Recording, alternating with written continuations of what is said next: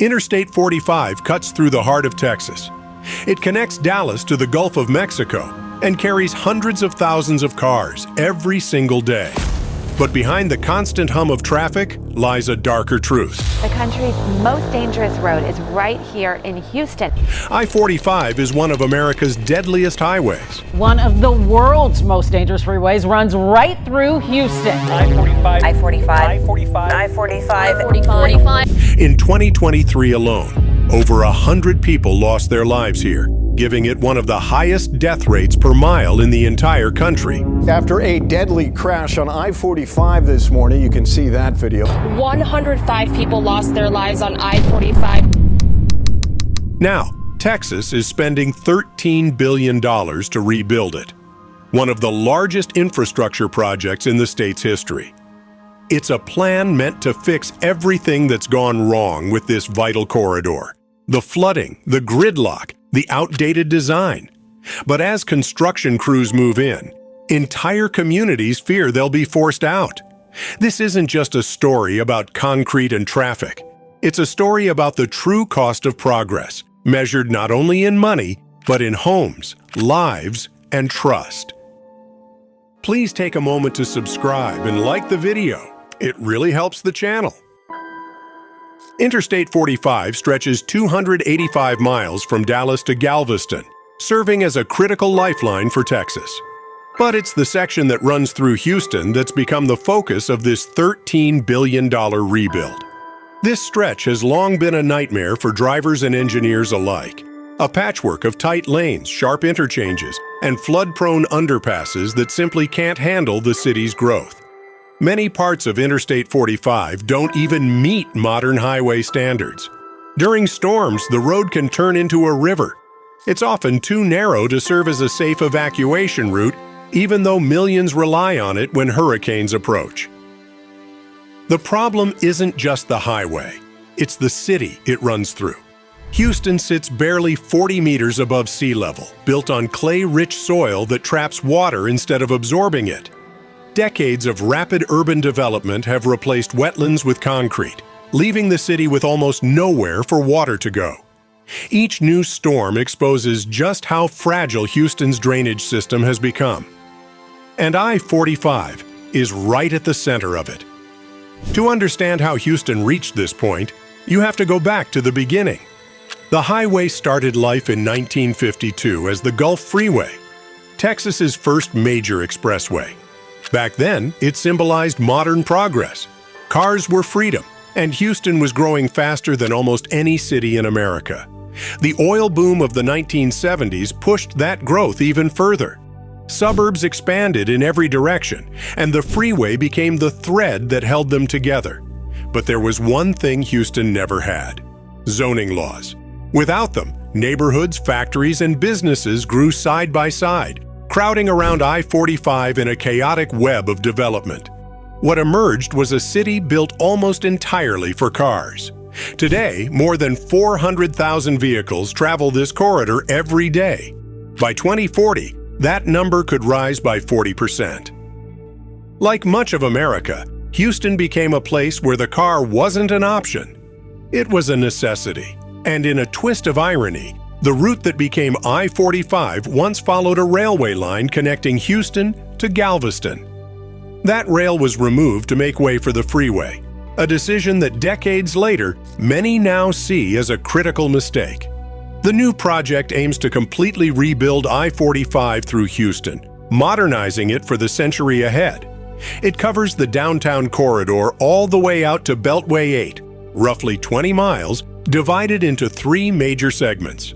The southern section, known as Segment 3, is already under construction. Here, engineers are digging deep into the city's soil, installing enormous concrete culverts and underground detention ponds designed to capture and store stormwater. It's a vital step to keep the freeway dry during future floods. Segments 2 and 1, running north toward downtown, are set to begin later, in 2028 and 2032. These will see the biggest changes. I-45 will be rerouted east of downtown to run alongside I-69 and I-10, replacing a tangled interchange that's plagued drivers for decades. In some places, The highway could expand to an astonishing 20 lanes across, one of the widest in the country. Other sections will be turned into landscaped parkways, reconnecting parts of the city once divided by traffic. The idea is to ease congestion, improve safety, and give Houston a reliable evacuation route during disasters.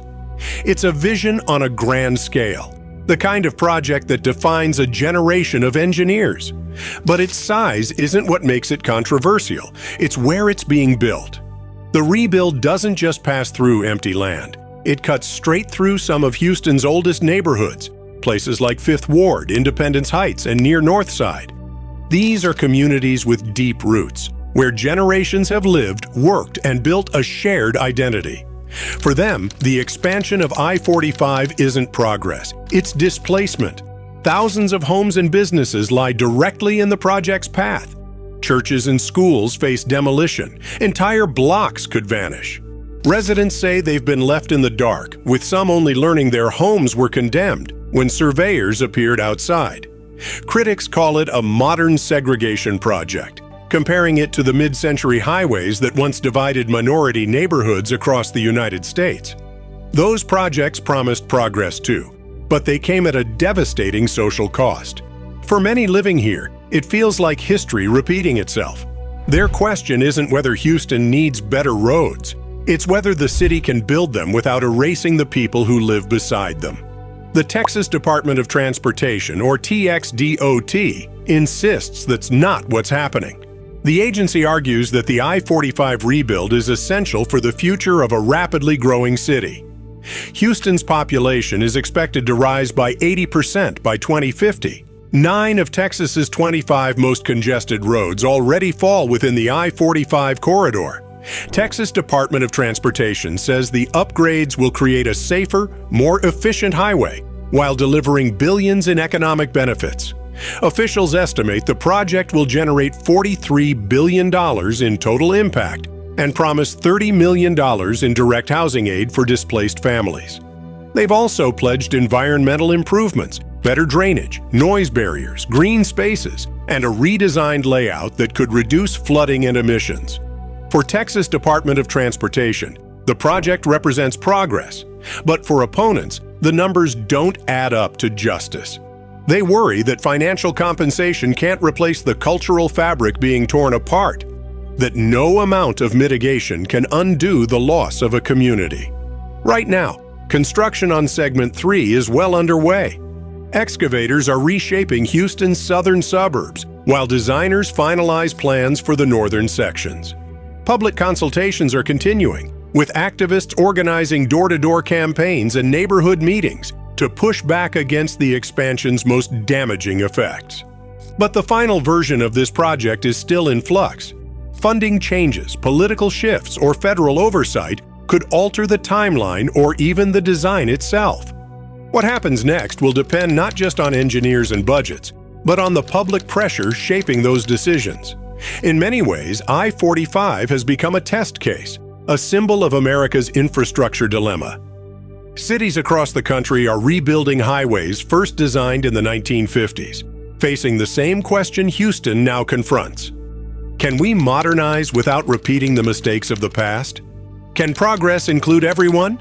Rebuilding Interstate 45 isn't just about concrete and steel. It's about what kind of city Houston wants to be, and what kind of country America chooses to become. This $13 billion highway could stand as a model for how to rebuild smarter and fairer, protecting lives while reconnecting communities.